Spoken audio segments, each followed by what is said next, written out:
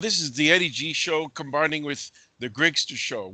We're doing a kind of mutual admiration society of two, actually three if you count someone else that's with you, and a half because my wife is upstairs watching television. So three and a half people are really excited to be here right now, and hopefully there'll be tons more. So what are you up to today, Jared?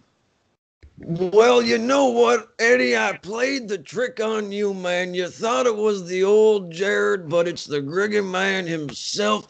Eddie G, I gotta say, man, how have you been, my mother's mother? It's been a year and a day.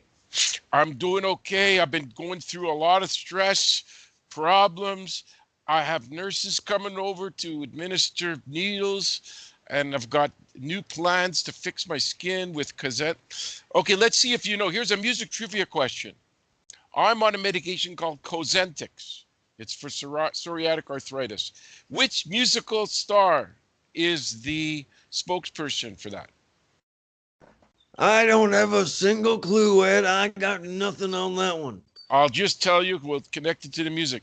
Cyndi Lauper does ads for it. Apparently, she's on it, and it must be working for her. They're paying her a shitload of money to talk about it on television. You've seen the ads. Have you seen the ads with Cyndi Lauper on TV? I have, yes. Well, that's the product that I'm using right now. So it's been 2 doses. I'm apparently supposed to wait about 4 months for it to start working. So I'll keep you up to date. If my kids think I have leprosy or I'm fucking Frankenstein or Dracula, though my skin is so bad. I'm working on I'm working on getting it all better. I'm working it all better. So Well, that's good. I have a question for you. Music related. What shows have you seen in your area where you live, in your neck of your woods? Did the big acts come to your section?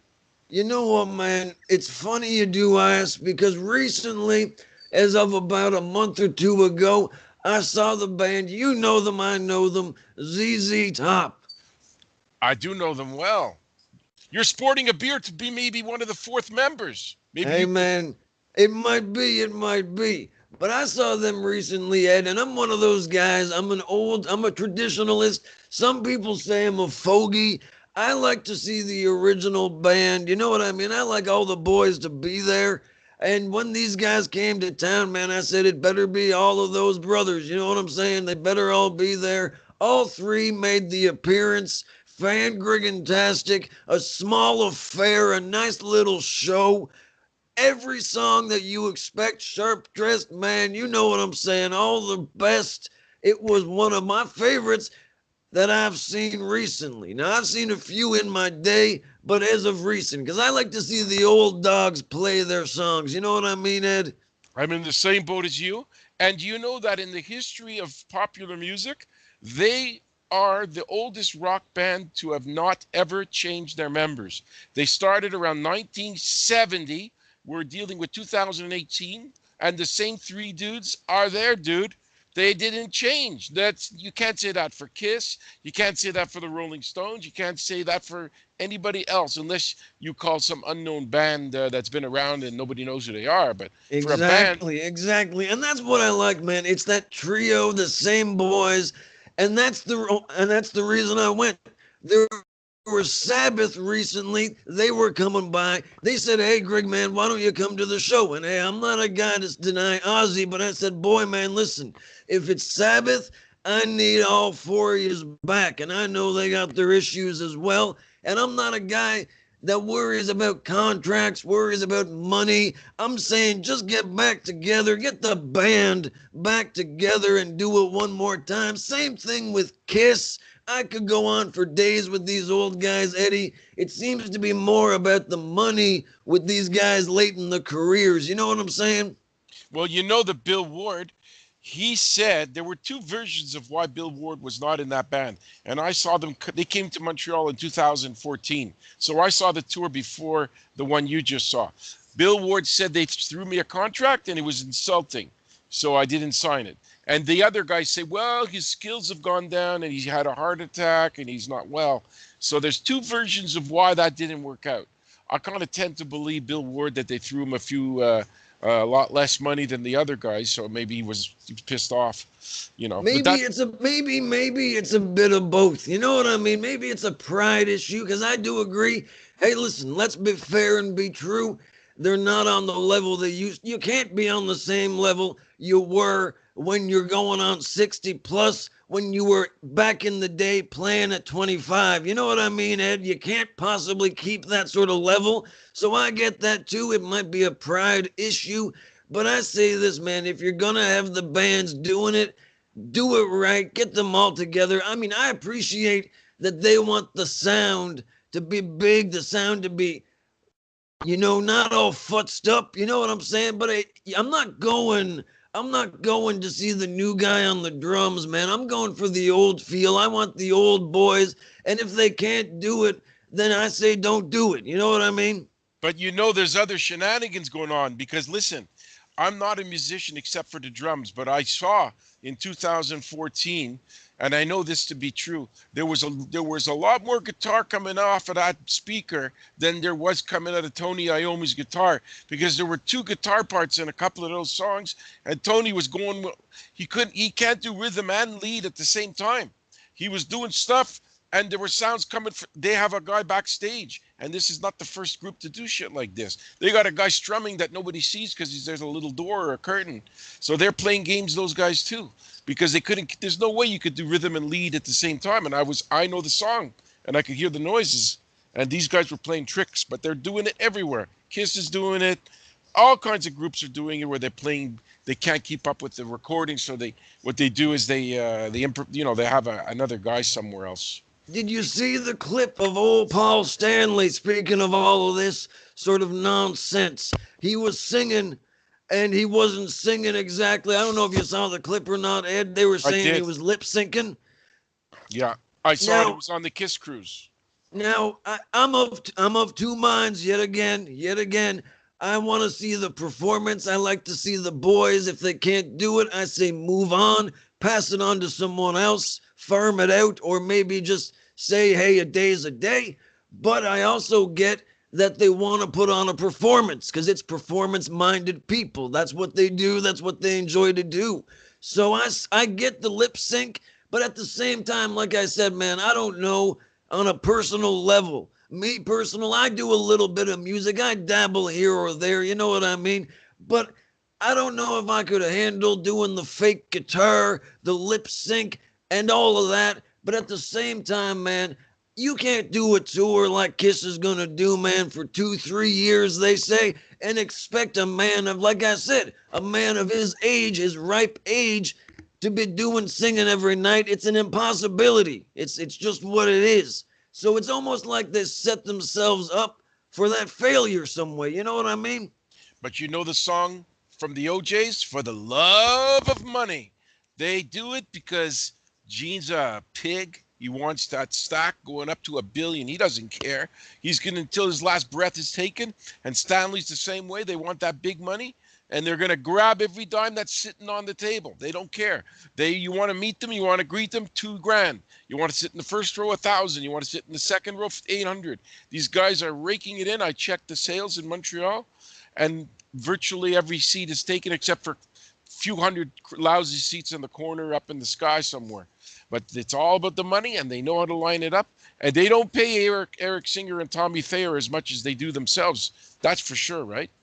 No, exactly, man. Now, what do you think of that? Now, I got a question on that note because I was wondering your opinion on this. And we know Kiss kind of had a few other members throughout the years. Now, I was wondering if they wanted to keep the money in the game, they wanted to keep the money rolling.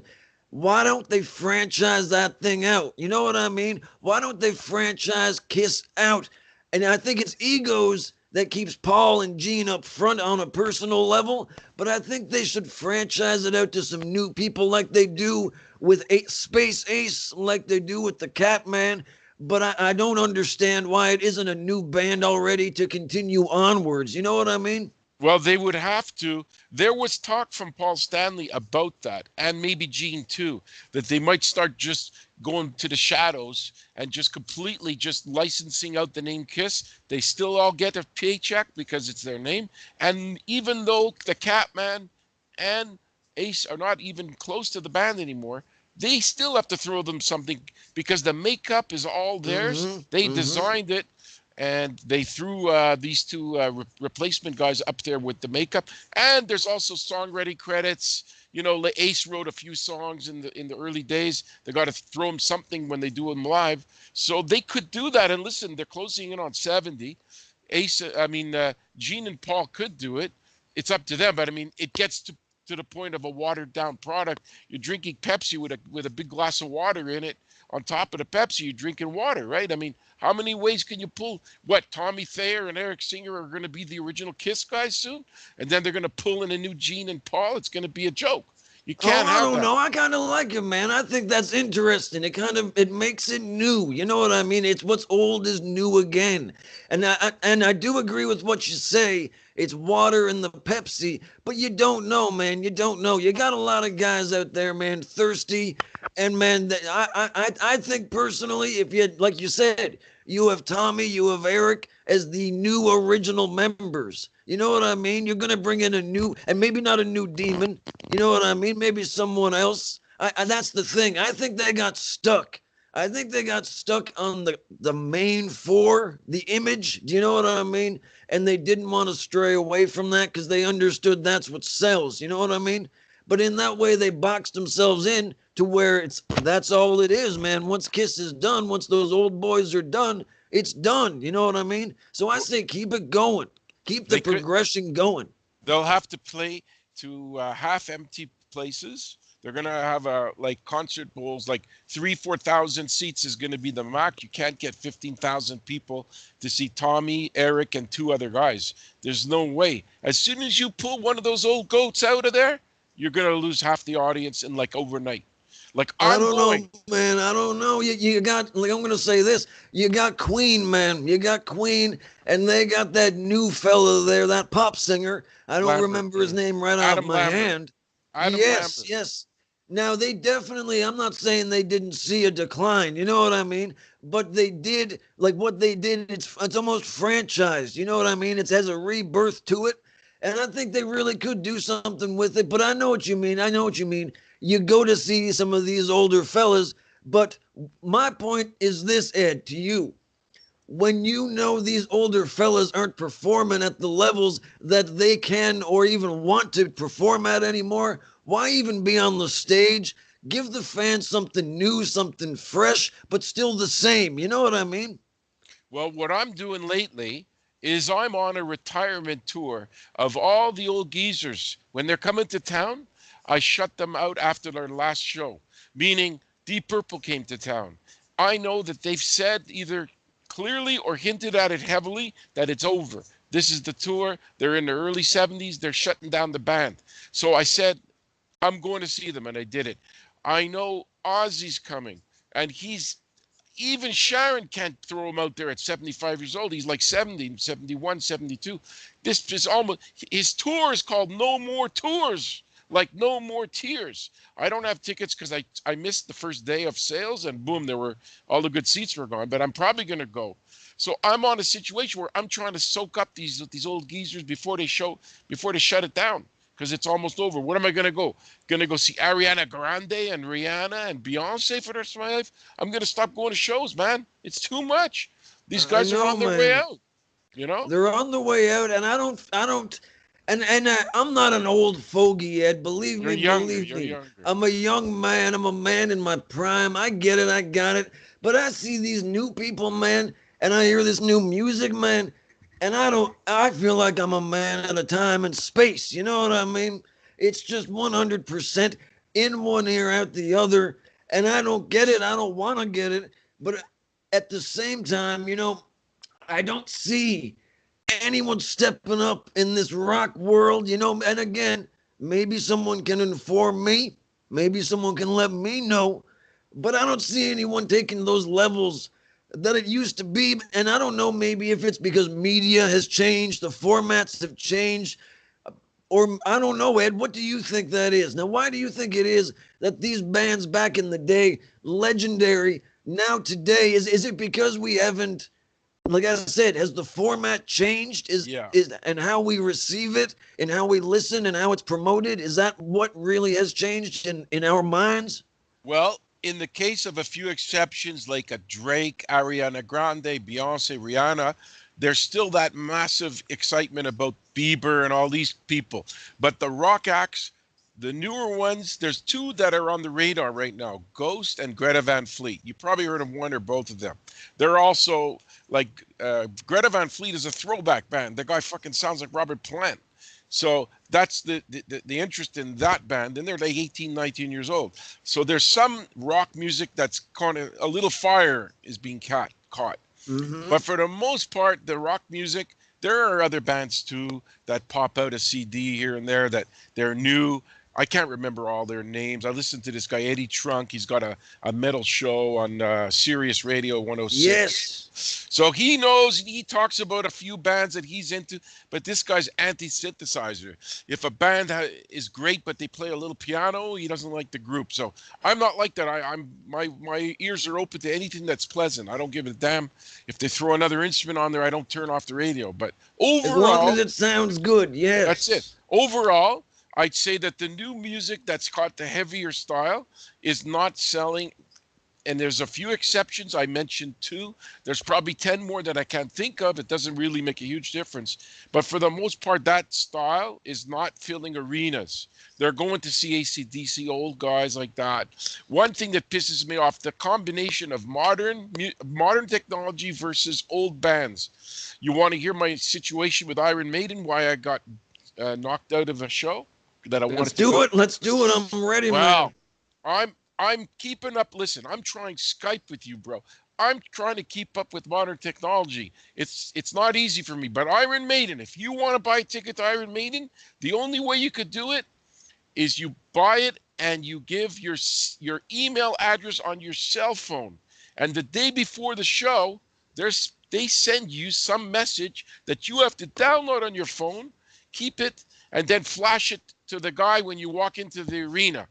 I don't like that system. I tried to reason with them to give me tickets any other way because I like Iron Maiden, and they said this is the way it is for this show. You have to do it this way, and I don't know. It's too complicated for me. I got confused with email from my phone versus my live mail from this, and my email from my computer. And what if the thing doesn't work? And I did it wrong. I'm out hundreds of dollars. I can't even go to the show, and I'm out the money. So you know what I said? You want to be like that, Iron Maiden? You're trying to stop the scalpers? I'm not going to the show unless somebody finds a way. Scalpers told me personally that they can't sell tickets to the show. Because what are they going to do? Give me their fucking What are phone? they gonna do? A scalper needs some jobs too. You know what I mean? And I'm gonna say this, Ed. I hate what I just heard. Where are we? What sort of communism is that? You can't go up to the old concert with No. $40 in your pocket, say, hey, give me a ticket, let me in. You know what I mean? You got to have your email sent to your email. You got to enter in this promotional code. You download this, you do that. And in that process, you don't know which way's left, which way's right. You just want to hear Iron Maiden for the love of Jesus. And you get to the show, you want to go in, you can't even reason with the guy. He says, no, this is just the way it is, sir. Like he's some sort of robot, man. I know that they're trying, like you said, to get the scalpers out. But man, and I'm going to say this, Eddie, I'm going to say this. Like you said before, doesn't it all come back to money? You know what I mean? Doesn't it all come back to money? Because listen, hasn't Iron Maiden made enough? You know what I mean? Where they can say, hey, if there's some fellas out there scalping, in this day and age, the way the new tickets look, if these guys are out there scalping, kudos to them. Because I couldn't even replicate that on my best day. You know what I'm saying, Ed? But it's not even the scalping. They bumped out the fan. What if you're older than me? Okay, I'm getting old, but I'm not ancient. What if you're older than me? You don't have a cell phone. And you're some guy and you say, wow, my favorite band. They've been around since the late 70s. So you could be 65, 70 years old and want to go to that show. What if you don't have a cell phone? Oh, you can't go to the show. What kind of No, stupidity you is can't, man. this? No, you Penalizing can't. people. It is weird. And there's some people who refuse, much like yourself. You know Oh, I what I can't mean? You go. said, okay, it's too much. You said, it's too much. I'm out of this. I'm out of it. And you know what, Ed? I'm going to be honest with you. I would be the same way. If I got all futzed and frazzled, I'm trying to send this to that and do this to that. Because, hey, phones stink. You know what I mean? They suck. Sometimes they're slow, sometimes they're fast. You're in a mood trying to do what you got to do, all circumstantial, right? So I'm trying to get all this done. I'm getting mad. This thing ain't sending. I'm saying, forget it. I ain't going to Iron Maiden. I'm done with this. You know what I mean? It'd be easier for me just to buy the tickets online, go to the actual show, say, hey, my name's Eddie G. They give you the tickets, you head on in. You know what I'm saying? Well, or e-tickets. Hey, look, it took me a few months to figure out the e-tickets. It's not that hard. I have a printer at home, so I like for Kiss, I bought 2 tickets. I printed them off the computer, so it's not too bad. At least I have something. The problem with e-tickets are, you know this, there's scalpers that go and photocopy those fucking things, and they sell 10 copies of the same seat. They pick up $5,000, and they say goodbye, Charlie. So those things are fraud connected. That's why they're doing it. I see why they're doing it. It makes sense. They're trying to figure a way to bump out the scalpers because there's ways to manipulate it. But they bumped so much out that they bumped me out too, so I can't even go. But for Kiss, I got the tickets, and I'm not duplicating them to make money. I'm just going. But there's people. I had a friend that showed up to a Disney on Ice. The guy came with his family, 4 people sitting in the seats, and he had to leave. Yeah, he walked sitting in the same seat. Yeah, he had his. We all got seat 10. I'm sorry. Yeah. There were 4 people. Him, his wife, and his 2 kids came. 4 people sitting there. And what happens? The guard comes. They have a big fight. And you know what? My friend got bumped out because they believed that they figured out which paper was the real one. And my friend got bumped out. He had to go downstairs and repay for the same seat, different seats. He had to buy somewhere else. But he went to the show, but it cost him double because the guy got burned. So the e-tickets, you can't buy e-tickets off the street because unless you know the scalper. Some scalpers, I've seen them for 20, 30, 40 years. They're not crooks, so I trust them. No. Some guys make a career, man. Some guys do what they do and they do it well. You know what I mean? There's definitely the grab and goes of the world, and that's what it is. But I know definitely there's a guy or two, you know what I'm saying, that gets you into the shows and knows how it goes. You know what I mean? Yeah, well, there have been stories of people, they bought tickets off Craigslist or Kijiji, but they got a scammer. It was on the news because if you don't know the person, they just go around scamming off a few 12 people. You can make yourself a few grand and change your phone number, whatever. You think the cops are going to break their back trying to find some bozo in a fucking in some small little car that ripped off a bunch of teenagers? You think they're going to sit there and bust their ass to find that guy? Probably not. And the guys just got away with it. But that's the woes of the modern concert business. It's crazy. I'm not happy with it. I've been victimized, but I'll save the money, man. Save the money, man, and give it to someone who's going to make it easy to get in. You know what I mean? And then just enjoy the show. You don't want the hassle. And that's the thing, man. You want to go and have fun. You want to say, hey, it's the old dogs back again doing what they do and doing it well. But you don't want to be trapped in a technological time warp. You're sitting there, you don't know what's going on, you don't know left from right. It makes you feel older, might I add. Makes you feel older, makes you feel out of place. And then you can't even get into the show, so you just sit there kicking dust all the way home, you know what I mean? So I get it, Ed, I get it. But the world hasn't left you out, man. The world hasn't left you out because those guys there, they're leaving the world out as far as I see it. You know what I mean? But I called a ticket broker, a big company, which I don't know if they're legit or not, so I didn't use them. They said that the future is going to be that thing where you're going to have stuff sent to your cell phone.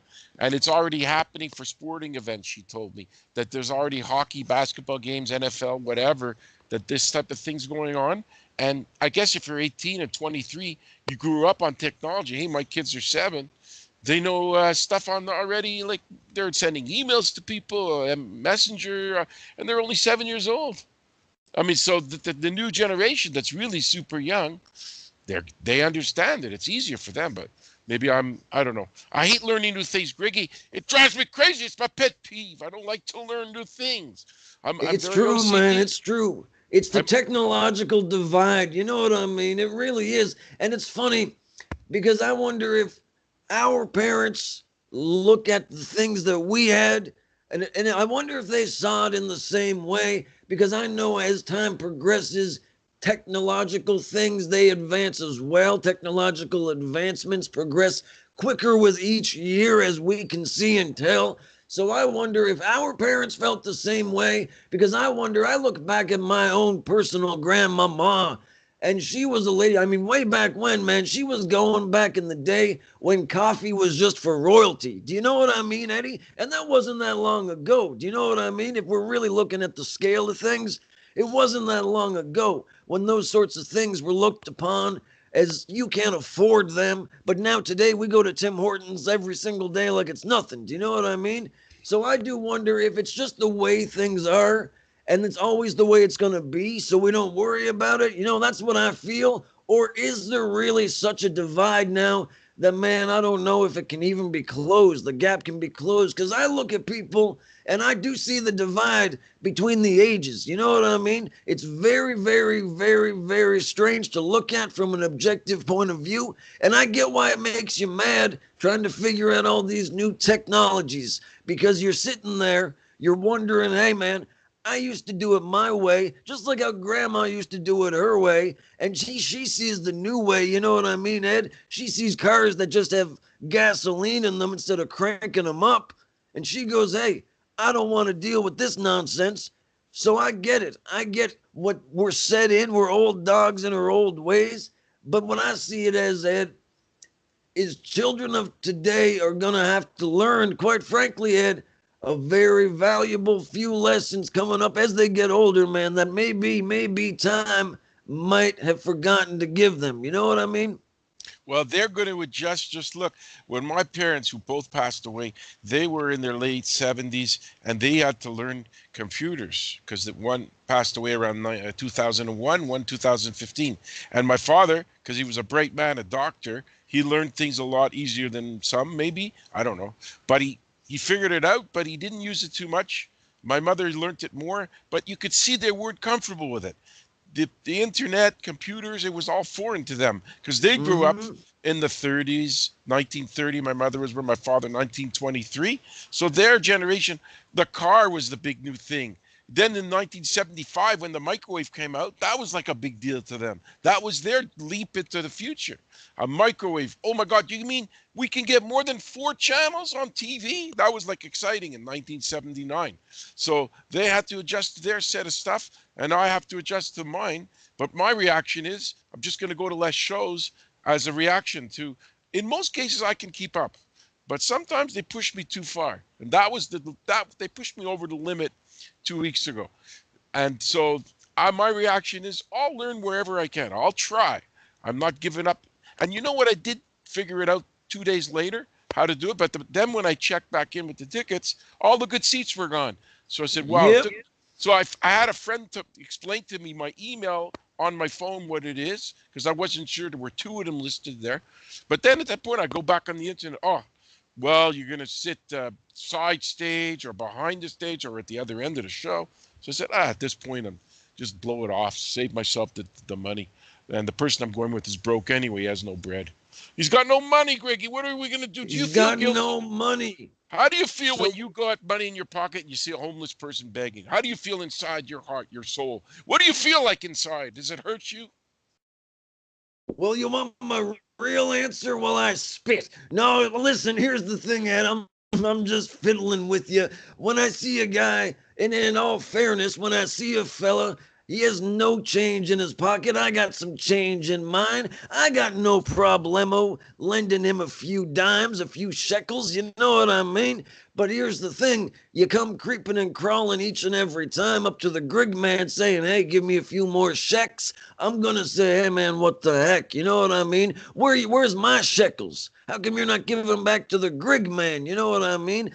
Griggy has been up and down, Ed. He's been up and down, but he's crawled back up. That's the main thing. He's crawled back up. I feel some people, if I may say, Ed, become too dependent on the old asking and receiving instead of doing for themselves. You know what I mean in that scenario? But how do you feel on that topic? And it is the time of year, might I add. It is the Christmas time, as we say. So when I do see a gentleman out there in the cold, I do try to do my best. I definitely give him a few bucks if I can. You know what I mean? I'm not out there giving him soup or anything like that. But hey, I do what I can. So what do you do? Is there anything you do? Do you see these people and reflect on yourself?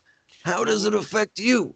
well, I'm going to say I'm 80-20, that I ignored a person and I just go behind the curtain and I try to ignore it. But once in a while, I will feel that I should do something and I'll give $1 or something like that.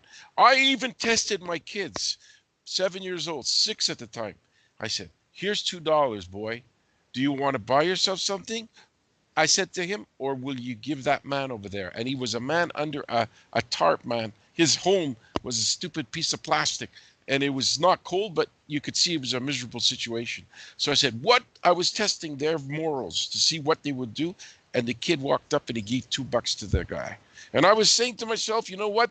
That one man, if he doesn't buy booze with it and he buys himself some bread, at least he'll have one day of happiness in his life that some kid had gave him with $2. Instead of buying himself some candy, he bought him the old man something to eat, hopefully. So I'm kind of mixed. I'm a selfish guy at some point. In most cases, I have to. If you don't bury your head in the sand, you know what you could do? Let's say you had $1 million, Griggy. You could almost justify giving every single dime of that money to the whole street of people, beggars and paupers. It would make you feel good. But at the same time, would you do it? That's the big, big conflict in me. Would That I is do the it? question, man. And I like what you said. You're 80-20, because I'm going to be honest with you. Nobody's Billy Graham. You know what I mean? You can't be like that. You can't be taking every Sam, Dick, and Harry all in with you, because some of these people, hey, they're not the best people. They're ne'er do wells, if I may say, to be nice. But hey, everyone's got a story, Ed man. Everyone's got a story. And the Grig man does believe inherently everybody is good inherently. Now, I'm not saying, Jeffrey Dahmer, nicest guy in the world or anything like that, but I'm sure at one point in time, if you caught him on a different day, not a bad fella. You know what I mean? So I see these guys, I'm not equating a homeless man to Jeffrey Dahmer, but I'm just saying everybody kind of has a story. So I kind of like to look at that too. You know what I mean? I mean, I don't go up and ask them all this and that and the other thing because it's none of my business. But I don't know, man. I like you said, 80-20, head in the sand sometimes. I pop the old headphones in, I go dancing by, I don't hear nothing. But at the same time, it just depends. If it's an older man, if it's an old guy, I always try to give him something. If it's an old lady, the old people got me. You know what I mean? Like they got me right away. That's a flat out. You got me if you're old on the streets. So it's a heartstring right there. You know what I mean? But if you're a young guy, you're a guy that's like 20, 25, 30, 35, man, you better have some sob story. You know what I mean? You better be something if you're going to get some change out of me on that one. Now, what do you think about that? The younger aged homeless guys. Now, what's your opinion there? I rarely talk to these people, but you know what? The 20, 30 something, I know what you're saying. There was something that happened. It must have been in the last 3 months because it's fresh in my mind. There was one of these guys, and I said, "Look, man, your legs are moving. You're you can ask for money. Your brain is working. You're not in a wheelchair. You're He says, I can't speak English because or no, he said he couldn't speak French, so he couldn't find a job. I said, you know what? Learn to speak fucking French. It's not ideal. You're living in Quebec. Of course, you're dealing with retail stores. A French guy comes in, he wants something, you got to figure out what the hell he's asking you for, right? But I said, listen, there's people. I said, my grandmother came off a boat and she didn't speak any English or French. She only speak Hebrew and whatever the hell in Romania you speak. And she learned, and she didn't work. She didn't work many jobs, but she worked here and there, and she got by. I said, you can learn. You're 25 years old. You can't tell me you can't hang around a French girl for 2 months and pick it up. It's not that hard. It's not Chinese. And then I didn't want to get, maybe the guy had a knife or maybe he was on drugs. I backed away at that point because I don't want to get into a massive fight. But honestly, globally is where I really get the guilt feelings. You see on the news in Yemen, they're starving. I have a kid next to me half the time begging me for more cereal to eat and more junk food. And I see people on TV from a fucking island somewhere that have not one scrap of food for the whole place. That makes me feel pretty bad that the governments of those countries, they take the money for themselves, they aid, and they put it in their pockets and they throw a few fucking grains of rice around. That bugs me more than anything. You agree with that? What do you think about the global situation for that? Now, I want to say this, though. I like that you gave that guy the business. You know what I mean? I like that you gave him the business. You said to him, hey, now, and again, I will preface this. Everyone's got their circumstances. You know what I mean? It is what it is. I don't know the scenario of the fella, but I like that you stood up and said, hey, man, listen, people have been doing this for years upon years. You know what I mean? They've been innovating, they've been doing what they have to do.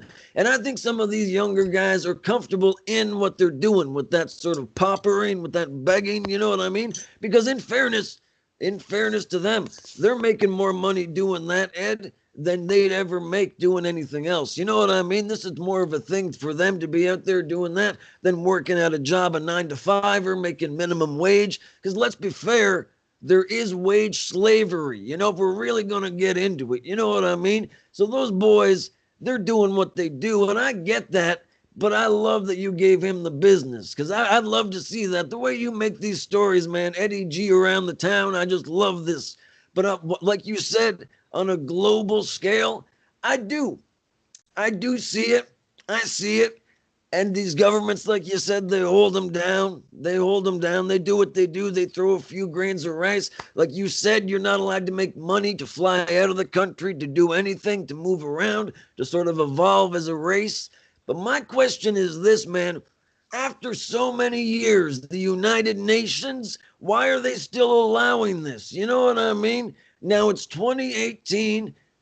Give it up. You know what I mean? If you got these dictatorship countries, they're doing this, they're controlling that. Well, as the United Nations, shouldn't you see that and go, hey, stop it? You know what I'm saying, Ed? Well, they should, but then they'd have to personally hire Good Samaritan, what was that, Mother Teresa types, they'd have to find these people without paying them and send them across the planet and finding these starving people and direct, well, they do. But, you know, these charities have been caught stealing stuff, too. There was a charity in Haiti. You know what they were doing? They were going to Haiti, and some of the cute little chocolatey girls turned on a few of these guys that were giving out food, and they were banging these girls. They were banging these Yep. homeless girls, 15-year-olds. And probably, maybe they gave them a couple of bucks. I don't know what went on as far as that goes, but they were misusing their position, and a lot of the money goes for their private, they take the money, they have administrative costs. So let's say they pick up $1 million, a massive charity, they're paying to these executives their salaries to run the charity, so they're crooks too. It's hard to find super honest people that will carry out the task. If that was available, do you think a guy like DJT cares about people starving in Mexico?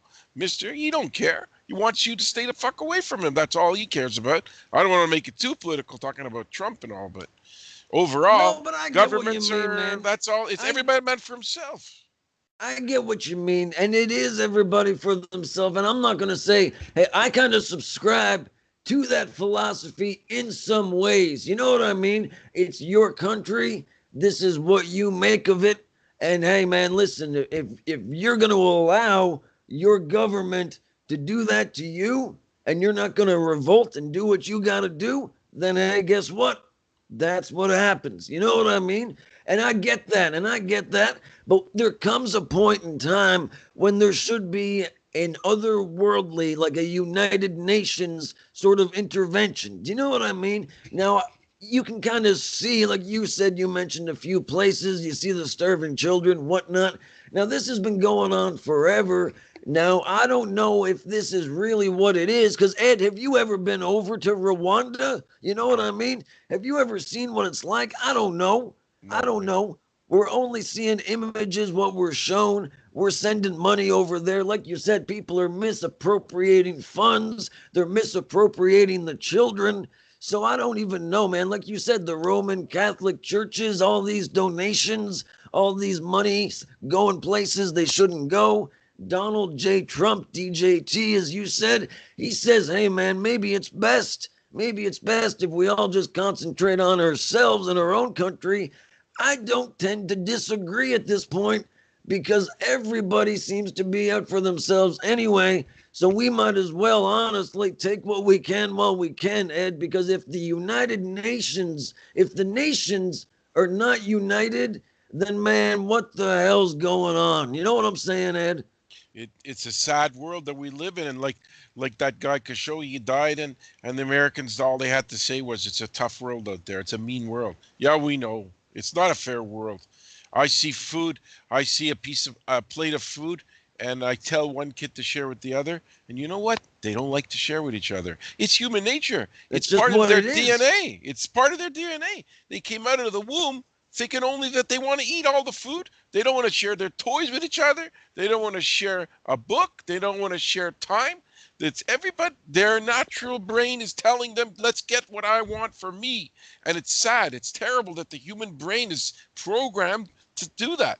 And that's the reason why all those people are starving, because people are caring about themselves and maybe their family, maybe their wife, girlfriend, boyfriend, kids. But overall, we can't just care about everybody. It's too much to cover. It's hard, man. Yes, you're right. It's you said it right there, Ed.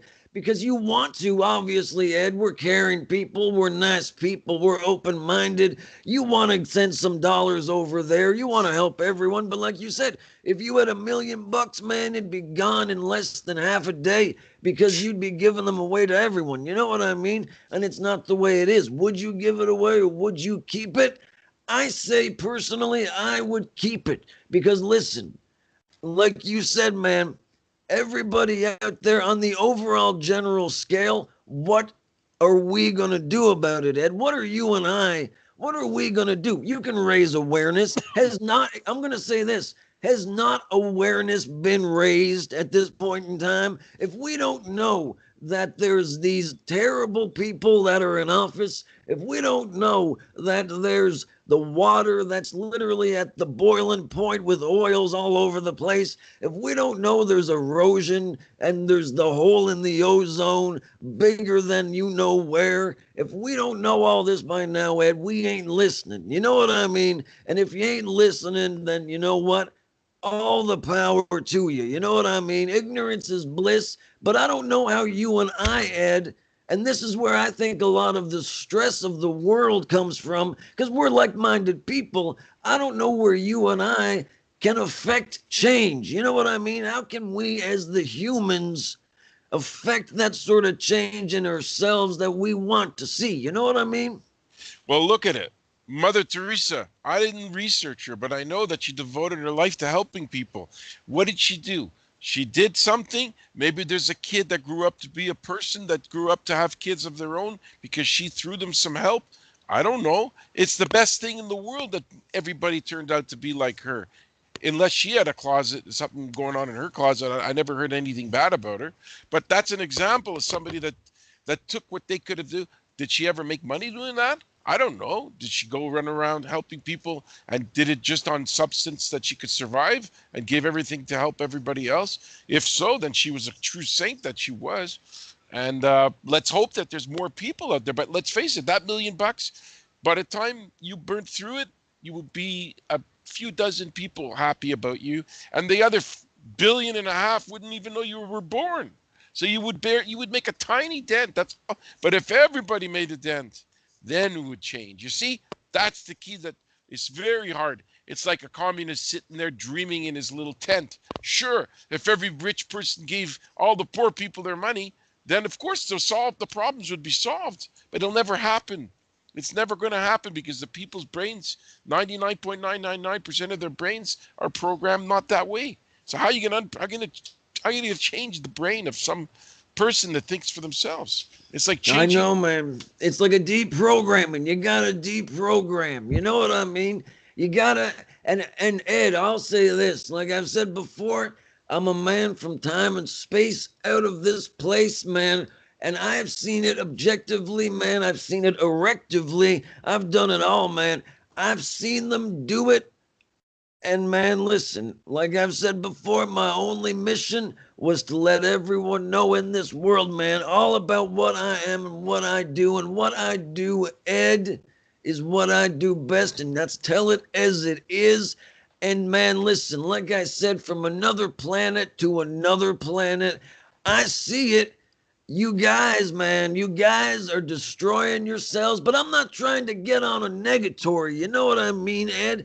And I'm saying there's a way to turn it around, and you're saying there's a way to turn it around, and that way is a global communication. And I think we're at that point, man, with social media and the instantaneousness of thought. I think we are at that point, but unfortunately, it's being misused again by corporations who are hashtagging, corporations who are using social media as a means to make money instead of using that as a way to have connective, instantaneous thought. Do you feel what I'm saying, Ed?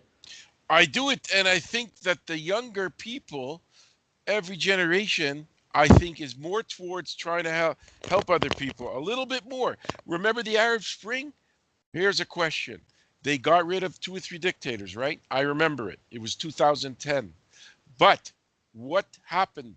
Did those countries improve since they dumped all those crazy maniacs like Gaddafi and Saddam Hussein and two or three more? I don't know what the hell. Mugugu, yeah, whoever they are, yeah. Yeah, the guy from Egypt. I don't remember his fucking name.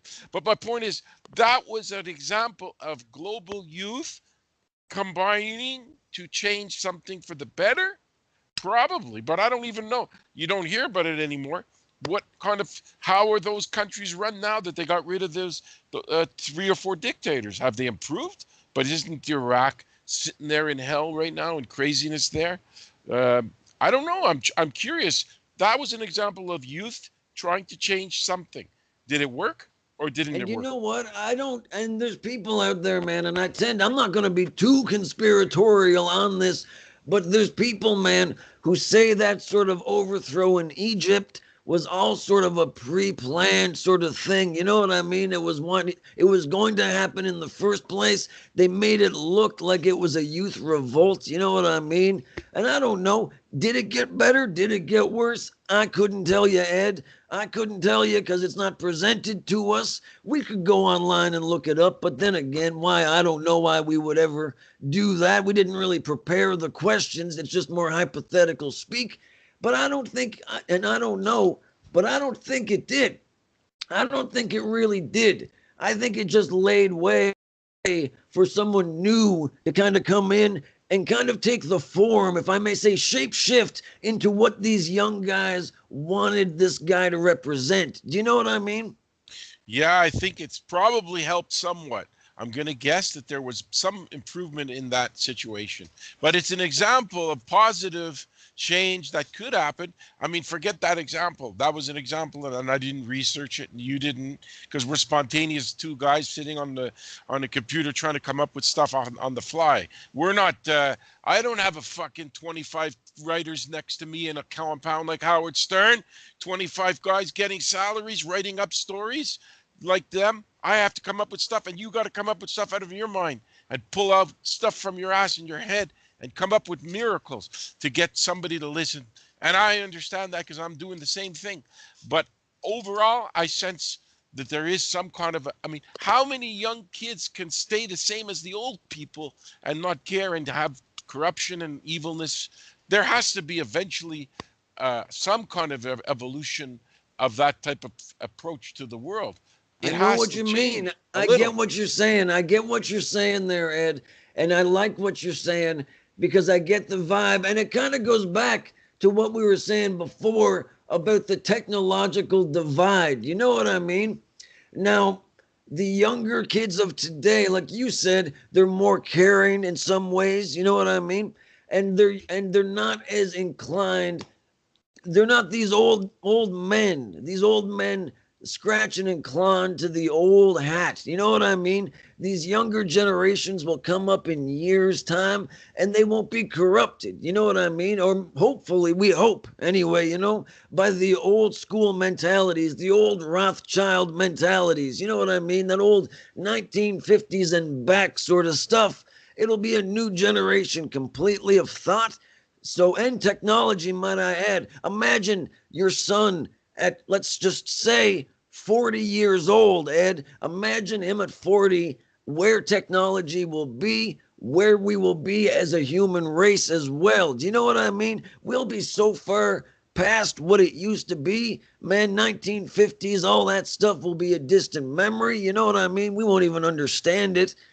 And it's going to be a different time. But like they say, history does repeat itself, Ed. So it is important that your son at 7 now learns what you know. So when he is 40, man, that's passed on so he doesn't get duped. You know what I mean? Because there still will be that overbearing hand that will dupe the dupable. You know what I mean? And we're already at the point, the flying car is already being tested. That's something that I bet when my kids are in their 40s, there'll be flying cars. The Jetsons, remember the Jetsons, Griggy? Absolutely. You were you were probably you would have had to watch reruns because they weren't around when you were a kid. They were around when I was a kid, and I can't believe that from the late 60s, we're talking 50 years ago, that the flying car is not the norm now. Because, come on, I know they're in development. There's scooters and motorcycles that are apparently being developed. I saw on the news that it's not far away, that eventually there's going to be, because at least there's going to be traffic accidents in the air more than there are. That's the problem. But the future will make it a little bit better. Technology helps more than it hurts, in my opinion. Because look at all the things that have changed over the years for the better that we would have had to deal with in the old-fashioned way that we don't have to do anymore. There's no True. way to control the air. That's the problem, man. Flying cars, man. I could tell you for days the way you guys do it, it ain't going to work, man. Flying cars will never, ever be a thing in our time. Well, let's just say in your time, Ed, in your son's time. I mean, I'll be back in my home planet by the time you guys get the flying cars going. It ain't going to work, man. It's through, you can't control the air. You know what I mean? You can't traffic what's going to happen. It's going to be absolutely disastrous, to be honest with you. I can tell you what's going to happen. So I don't ever see in our time, man, unless something drastically changes, I don't see a flying car coming anywhere near us, Ed. It's just going to be some sort of different fuel. You know what I mean? It's going to be a different fuel. It's going to be a different type of vehicle. It's never going to fly. It might go on the road still. You know what I mean? It might be on the road and hover. It might be a hover vehicle, but it ain't going up in the air. You ain't going to be able to fly by a 747, Ed. You know what I mean? That just ain't going to happen. And But I that's wish never it going to could. happen. But you know what? I wish. You know what's going to be good? That the only good thing, because I hate traffic. You have no idea how much I hate it. I'm in Montreal. It's a huge city. You can't go anywhere without hitting some goddamn construction site. You know what I would like? And this is the future, and it's not far away, is people stay home and do work, because most work is not manual labor. It's computer related. Every sales job in the last 25 years that I had, a lot of I could have done it from my house. It's on the phone, it's an email, it's a presentation through a PDF file. So why did I have to go for 90 minutes to some stupid green carpeted office for 3 years and listen to my dictator bitchy boss telling me I did it wrong every time, when I could have been sit in my chair and done the same thing from my house and saved the 3 hours a day of traffic? I think that's got to be the next thing too, because it's enough sitting in cars. I feel for all those people that got to go 90 minutes from one ace place to the next to sit in a room and type on a computer that they could have done it from their own house. But that's slowly changing. I know people, they're at home and they're doing jobs they used to do in the office. So it's slowly changing. But that's a good thing in a way, because it relieves half the stress of your life. I do agree, man. I do agree in some ways on that. Again, we'll use the percentage 80-20. I do agree on that. But we'll use the 20 here because in some ways as well, man, I got to say this.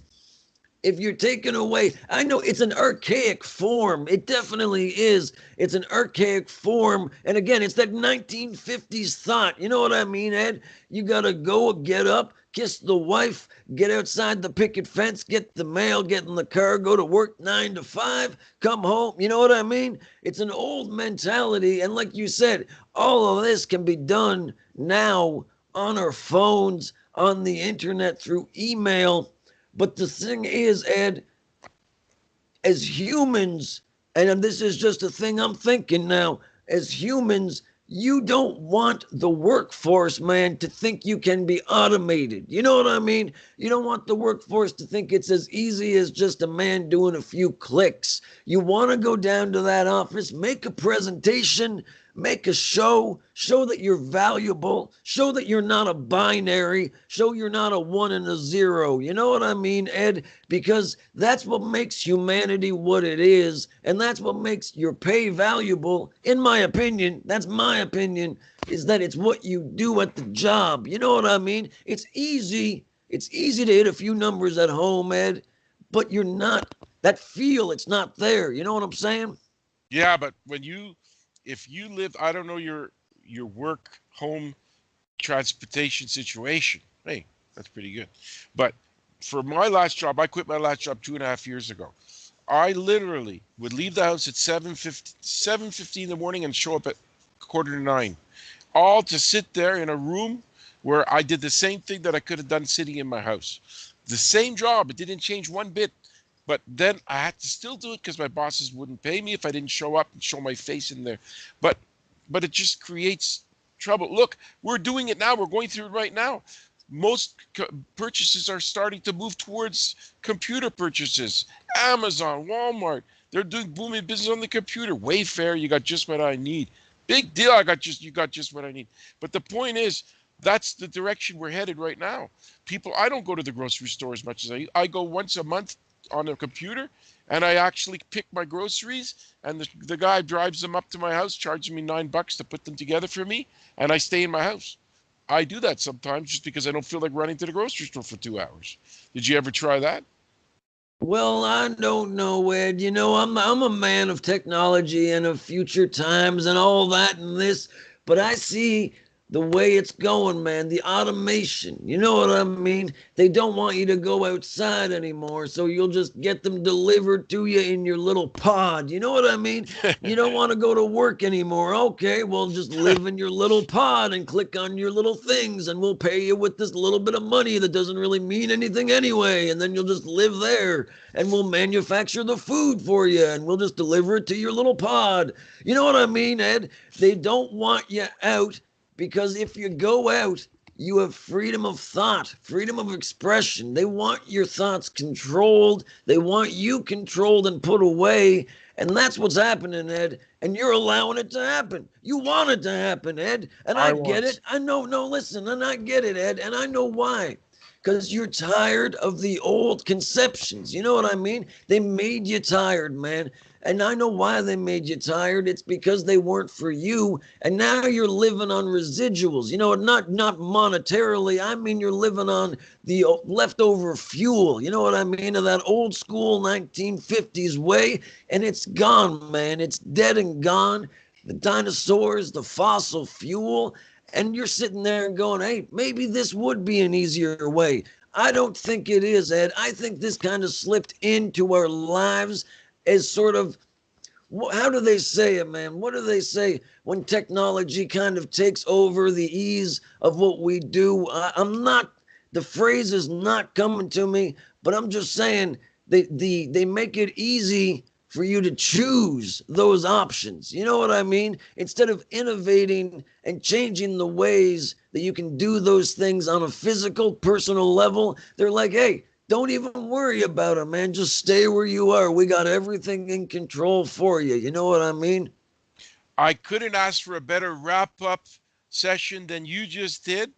I want to thank you from the bottom of my heart. We pulled off a solid hour of unscripted brilliance, of conversation, and I hope people listen to it. This is a shared production of Griggy, his show, and my show, Eddie G's Music World. We combined. We didn't make a baby. That's not what this was about, but we made a show, and I want to thank you very much, Griggy, for being my partner today, and you can use this as you will. Take it anywhere you want. I'm going to see if I can finish this off without making an error. Say thanks. Griggy, I want to say thanks once again. Absolutely, Eddie, man. Listen, I love talking with you, having a back and forth, no commitments, just fun. You and I doing what we do best. Thank you for having me on the Eddy G Show. Man, I hope you check me out when I'm back doing my thing, maybe in the new year. But until then, Ed, I want to say to you, have a very, and I'm going to say it, I don't care about the PC times, a very Merry Grigmas and a very Happy New Year, my mother. You too. It's the Eddie G and the GRIggsTER maker, Meyer, everything on. Whatever.